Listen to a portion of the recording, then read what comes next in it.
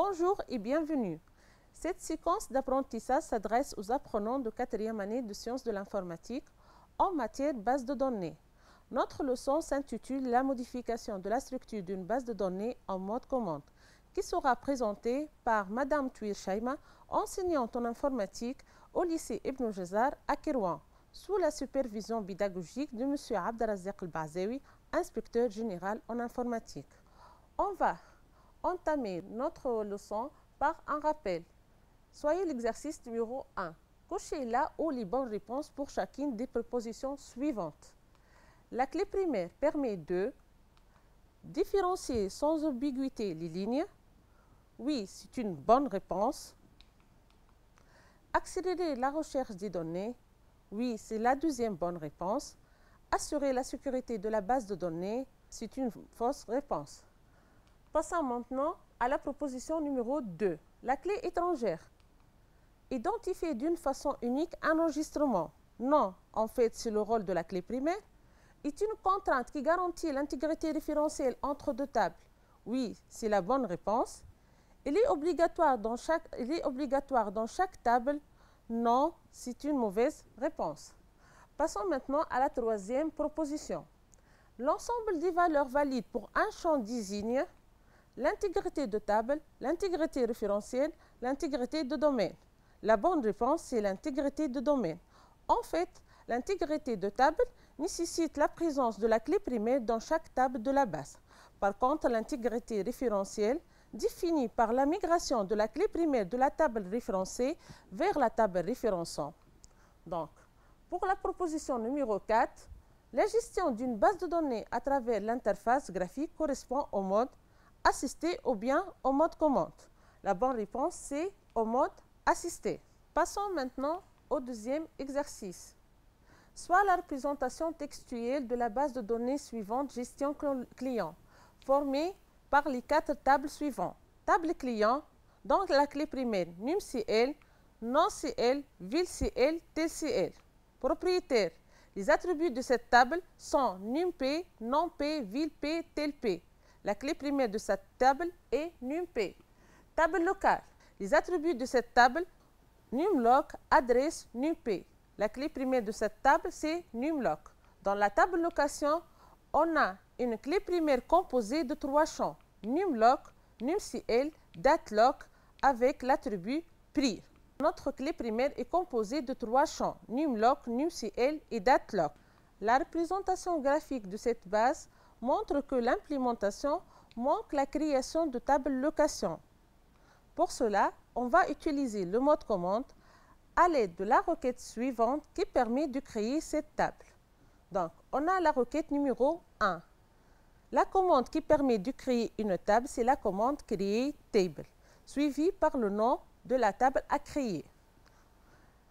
Les attributs qui forment cette table, c'est num-loc de type varchar de taille 10. Références locales. Num-loc, c'est une clé primaire dans la table locale qui figure dans la table location comme étant clé étrangère. Num-cl, de type varchar de taille 8. Références client. Num-cl, c'est une clé primaire dans la table client qui figure dans la table location comme étant clé étrangère. Date-loc, de type date. Prix, de type décimal, de cette position, dont 3 chiffres après la virgule. Cette colonne est obligatoire grâce à la contrainte not nulle. On remarque que cette requête n'a pas précisé la clé primaire qui est une contrainte obligatoire dans chaque table de la base. Pour cela, pour terminer cette requête, on doit ajouter la ligne suivante qui contient la clause primary key suivie par le champ ou les champs formant cette clé. Dans notre situation, la table location est formée, la clé primaire de la table location est formée par le champ num-loc, num-cl et date-loc. Passons maintenant à la requête numéro 2. Cette requête nous permet aussi de créer la table location. Mais on remarque qu'elle n'a pas mentionné la contrainte d'intégrité référentielle. et l'absence de relation de la table location. Pour définir les clés étrangères, j'utilise la contrainte foreign key numloc references locales pour déterminer la relation entre table locale et la table location. Ensuite, pour déterminer la deuxième relation entre la table client et la table location, j'ajoute la ligne suivante. Foreign key numCL references client. Passons maintenant au troisième exercice. L'objectif de cet exercice est de définir c'est quoi une base de données par les termes suivants. Une base de données est un ensemble cohérent de données mémorisées sur un support de stockage. Ces informations sont accessibles à l'aide d'un logiciel appelé SGBD. Rappelons maintenant les fonctionnalités d'un SGBD. Un SGBD permet la création et la modification de la structure d'une base de données. Il permet aussi la manipulation d'une base de données. Il assure la sécurité d'une base de données, l'intégrité des données, la gestion des accès concurrents. Il assure aussi la confidentialité. Aujourd'hui, on va s'intéresser seulement à la modification de la structure d'une base de données qui fait partie de la première fonctionnalité. Un SGBD offre deux modes de modification. Mode assisté qui utilise l'assistant graphique et mode commande qui utilise les commandes SQL. C'est quoi l'SQL? L'SQL, c'est l'abréviation de Structured Query Language ou bien le langage de requête structurée qui est composé de trois types de langages.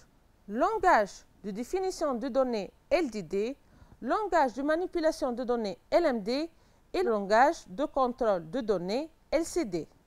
Aujourd'hui, on va voir le langage de définition de données. Aujourd'hui, on va voir le langage de définition de données LDD qui comporte trois commandes. La commande create table, la commande alter table et la commande drop table. La commande create table est déjà vue dans la séance précédente par mon collègue. Aujourd'hui, nous allons poursuivre par la commande alter table et la commande drop table. Commençons maintenant par la commande alter table. Cette commande permet la modification de la structure d'une base de données. Sa syntaxe est la suivante. Alter table, nom de la table sur laquelle on souhaitera faire des modifications, suivi par une action. Pour mieux comprendre la syntaxe de cette commande, on vous propose une activité, soit la base de données gestion étudiant, formée par les quatre tables suivantes. Table étudiant, table matière, table notes études, table enseignant, comme le montre la représentation textuelle et la représentation graphique. Après l'implémentation de la base de données et son utilisation, on remarque l'existence des anomalies illustrées par les situations suivantes. Situation 1. Pour rester en contact avec les étudiants, l'administration décide de retenir leur numéro de téléphone. On remarque que d'après la représentation graphique, que la table étudiant contient num étude, non étude, date de naissance. Donc, on doit ajouter une colonne nommée tel pour informer les informations du numéro de téléphone de chaque étudiant. Pour modifier la structure de cette table, on utilise la commande alter table suivie par le nom de la table, puis on ajoute l'action. Notre action consiste à ajouter une colonne. En appliquant cette syntaxe, on aura la réponse suivante. Alter table, étudiant, add colonne, tel, de type int et de taille 8. Passons maintenant à la deuxième situation. L'administration trouve des difficultés à différencier entre les étudiants de genre masculin et les étudiants de genre féminin. Exemple, Islam Al-Amri est une fille. Par contre, Islam Al-Kafi est un garçon. Nour Talbi est une fille. Nourali est un garçon. Pour cela, notre administration a décidé d'ajouter une colonne nommée genre dans la table étudiant. Donc, notre action nécessaire dans cette situation, c'est l'ajout d'une colonne, mais avec une contrainte qui permet d'obliger que les valeurs de ce champ soient M pour le genre masculin ou F pour le genre féminin. Donc, l'action est l'ajout d'une colonne avec contrainte. En appliquant la syntaxe, on aura alter table, étudiant, add colonne genre, varchar, note nulle, check genre in M et F. Note nulle pour indiquer que cette colonne est une colonne obligatoire. Check pour vérifier notre condition. Passons maintenant à la troisième situation. Lors de la saisie des valeurs du champ note, l'utilisateur a commis une faute de frappe au niveau de deuxième ligne pour l'étudiant numéro 1 et la matière numéro 20. Pour cela, notre action nécessite d'ajouter une contrainte sur la colonne note qui permet d'obliger que leur valeur doit être entre 0 et 20. Donc, la commande qui permet de modifier la structure d'une table, c'est la commande alter table. En appliquant la syntaxe de cette commande, on aura alter table, note étude, add constraint, notre contrainte nommée C. Pour vérifier l'obligation que le champ note doit être entre 0 et 20, on utilise le mot-clé check. Passons maintenant à la situation numéro 4. Un enseignant ne peut enseigner qu'une seule matière. Exemple, un enseignant de matière mathématique ne peut enseigner que la discipline mathématique. Une matière peut être enseignée par plusieurs enseignants. La matière physique dans notre établissement est enseignée par plusieurs enseignants. Donc, on remarque qu'il y a une relation entre la table enseignant et la table matière du type 1, plusieurs. Notre action nécessite dans cette situation est d'ajouter une contrainte d'intégrité référentielle. Avant d'ajouter cette contrainte, on doit ajouter NUMAT dans la table enseignant pour établir la relation entre matière et enseignant. Car NUMAT, c'est une clé primaire dans la table matière et qui doit être figure dans la table enseignant comme étant clé étrangère. Pour résoudre les anomalies de cette situation, on doit passer par deux étapes. L'ajout d'une colonne dans la table enseignant à travers la requête suivante, alter table enseignant add colonne NUMAT de type varchar de 10 caractères. Puis, on doit ajouter une contrainte qui permet de vérifier la contrainte d'intégrité référentielle entre la table matière et la table enseignant à travers le champ NUMAT. Donc, en appliquant la syntaxe de la commande alter table, on aura alter table enseignant add constraint foreign key NUMAT references matière. Passons maintenant à la situation numéro 5. Pour une meilleure conception de la base, on a remplacé la colonne genre par une table nommée genre qui contient les attributs suivants. EDG qui joue le rôle d'un identifiant, libg, enum, étude pour établir la relation entre la table étudiant et la table genre. Une fois que la table est créée, et pour éviter la redondance des données, on doit supprimer la colonne genre de la table étudiant. Donc, notre action nécessaire dans cette situation est de supprimer une colonne. En appliquant aussi la syntaxe de la commande alter table, on aura la réponse suivante.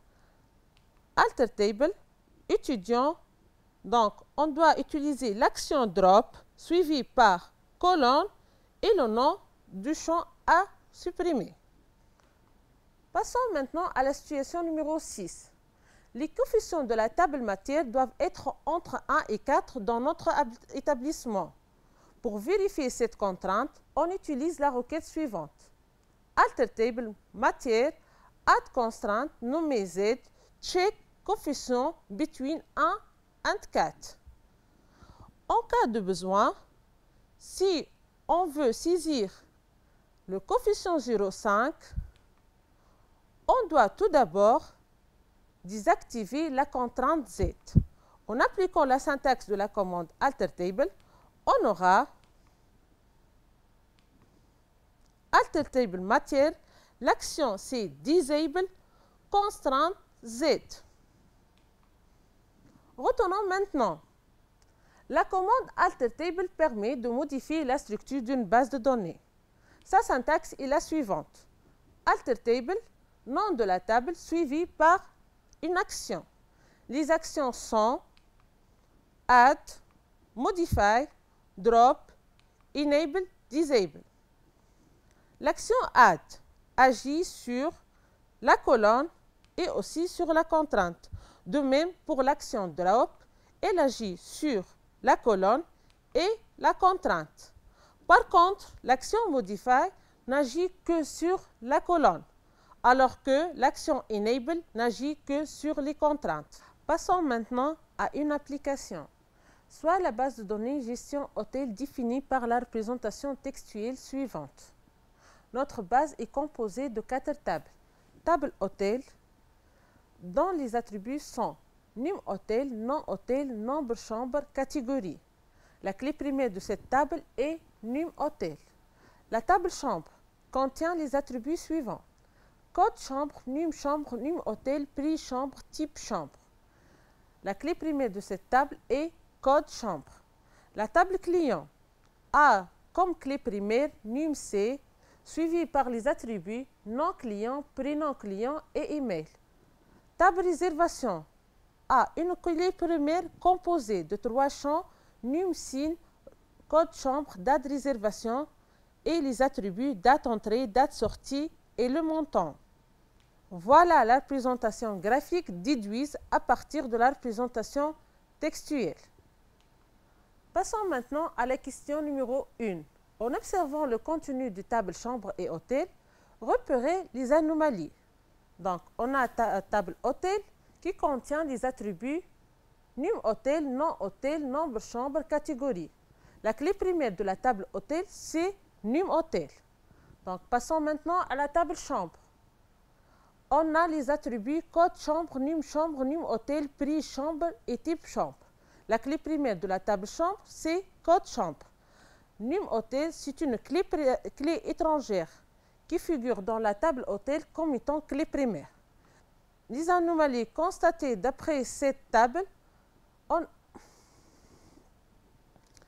les anomalies constatées sont, on a le prix chambre, négatif pour le chambre numéro 103 et l'hôtel numéro 15. Deuxième anomalie, que le numéro d'hôtel pour la chambre numéro 200 n'existe pas dans la table hôtel, car on veut rappeler que le numéro hôtel, c'est une clé étrangère dans la table chambre référençant la table hôtel. Le type d'anomalie de la première situation, c'est une contrainte d'intégrité de domaine. Pour corriger cette anomalie, on doit utiliser la requête suivante. Altertable chambre, add constraint C, check prix chambre supérieur à 0. Deuxième anomalie est de type contrainte d'intégrité référentielle. Pour la corriger, j'utilise la requête altertable chambre, add constraint foreign key num hotel, references hotel. Passons maintenant à la question numéro 2. Afin de minimiser la quantité d'informations, il est recommandé de ne pas mettre 10 champs calculables. Exemple, champ montant dans la table réservation.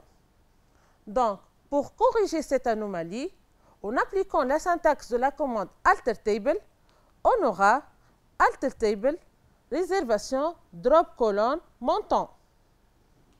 Donc, passons maintenant à la question numéro 3. Vérifiez que la date de sortie du client est supérieure ou égale à la date de son entrée.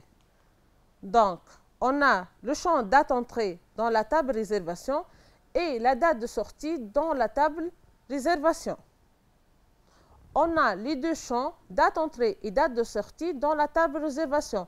En appliquant la syntaxe de la commande AlterTable, on aura AlterTable, réservation, add, constrainte à, check, date de sortie supérieure à date d'entrée. Question numéro 4.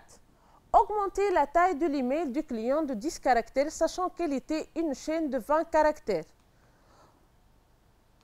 Donc, en appliquant la syntaxe de la commande AlterTable, on aura AlterTable client modify le champ email du type varchar et de taille 30. Passons maintenant à la deuxième commande, la commande dropTable, qui permet de supprimer une table. Sa syntaxe est la suivante. dropTable, nom de la table à supprimer. Pour mieux comprendre la syntaxe de la commande dropTable, on vous propose une activité, soit la base de données suivante, B2, formée par deux tables, table T1 et table T2. La table T1 est composée des champs suivants, colonne 1, colonne 2 et colonne 3.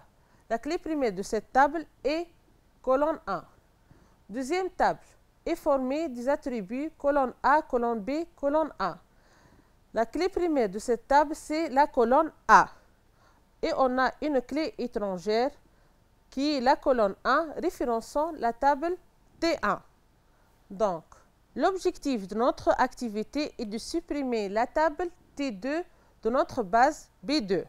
En appliquant la syntaxe de la commande dropTable, on aura la requête suivante. dropTable, suivi par le nom de la table à supprimer, qui est la table T2. Le SJBD affiche ce message. Faut-il vraiment exécuter dropTable T2? En cliquant sur OK, donc la table, ça sera supprimée. Notre leçon est achevée. Je vous remercie. Je vous souhaite une bonne révision.